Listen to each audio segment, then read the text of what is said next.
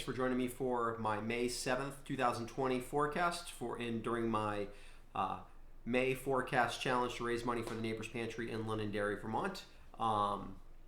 Tonight's forecast is pre-recorded because it's actually going to be recorded. It was recorded at a little after 1 o'clock this afternoon because I'm not going to be at the computer at 6 p.m. tonight.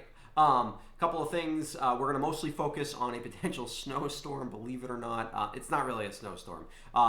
Mostly a mixed snow rain event that's going to happen Friday night into Saturday.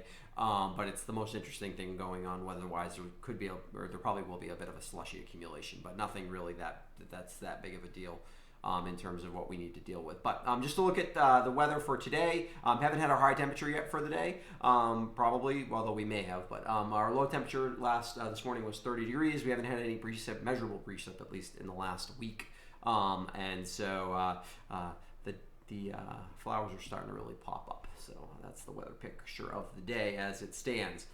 Do want to take a quick look at, let me slide out of the way here. This is local radar at about 1 o'clock this afternoon. You see we do have some showers. This is a front that's giving us the beginning of our, we're already in a cool air mass, but it's basically a front bringing in even colder air. There will be some showers probably late this afternoon, probably more like this evening with that front that comes through. The winds could briefly get a little gusty with that front passage as well. Shouldn't be a big deal, but just to keep an eye on it. And then the satellite, this is really going to tell the story of our storm for Friday night, which is what we're really going to focus on here.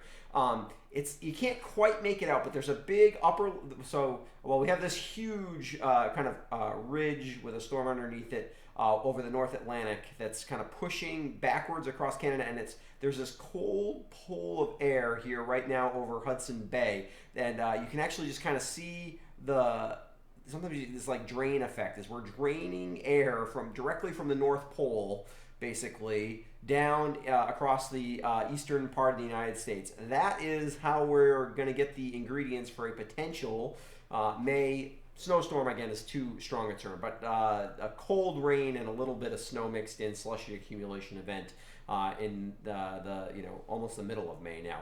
Here's our storm starting to develop. What happens is it rode up over this ridge that's been out west, and you can just see as it's emerging off the Rockies, we've got this pretty good swirl of energy there in the clouds. That's going to be the seed for our storms. It's going to kind of ride down along the base of the ridge. It's going to emerge off the east coast, and it's going to ride up the coast. Now, there is still quite a bit of debate between the models about exactly that storm track, and that will make a difference for us. If it tracks a little more, there's a couple of models that have it kind of tracking just inland, over Boston or so. That would give us heavier precip, but also we'd be a little warmer. And so we would probably see, that probably is the scenario that gives us the most accumulating snow and then there's a couple of models that want to take it just offshore. And that would give us, and it's really not a big difference, maybe a difference of 50 miles in storm track, but the difference for us would be, that would be more all snow event, but a lot less precipitation. So I think either way we're going to round up with about the same amount of precip, or same amount of snowfall. This isn't going to be anything you got to shovel or plow, so but it is going to be hard to wake up on Saturday morning and see the ground wet. So here's my the Friday, May 8th storm highlights. Precipitation starts as a rain on Friday evening. As the storm drags in colder air, we mix with and change to snow by midnight. Snow will be heaviest between 2 and 6 a.m., and during that time, some snow will accumulate. Snow will only accumulate during the nighttime hours. Even if we could continue with snow Saturday morning, or it might be a snow-rain mix, depending on how heavy things are coming down. But it should stop accumulating as soon as the sun starts to come out, even if it's behind clouds. This is mid-May, so it will stop the accumulation of snow. But total accumulation, if you live above 500 feet, so basically unless you live like down in Bennington, or if you live in in Brattleboro, or right along the Connecticut River, essentially for all of us, we're looking at a coating to a couple of inches on the grass. It could be the kind of snow that it accumulates on the grass but doesn't even accumulate on the driveway, because the ground is, even though we've been cold, it hasn't been that cold. Above 1,500 feet, 2 to 4 inches is possible. I mean, if you want to go, if you're going to hike a mountain on Saturday, you could find 3 to 5 inches of snow up over 2,500 feet. So, but where we all are, it's not going to be that big a deal. It'll be for most of us, it'll be completely melted, even on a really cold day, by Saturday afternoon. but still not, I'm sure, what you want to hear. Just to give you a quick look at what's coming ahead of that, on Sunday morning we'll start off really cold. Sunday, Monday, and Tuesday we're very slowly increasing in temperature. We have a couple of very weak systems that we'll try to swing through, giving us a few clouds, mostly Monday night into Tuesday.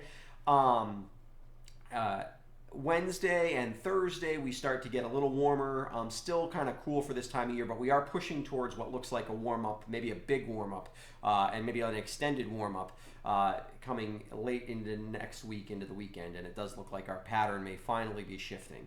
So hopefully that's going to be the case. Hopefully I really hope this is the last time I have to talk about any snow, even if it's just a rain of snow and snow mix this spring.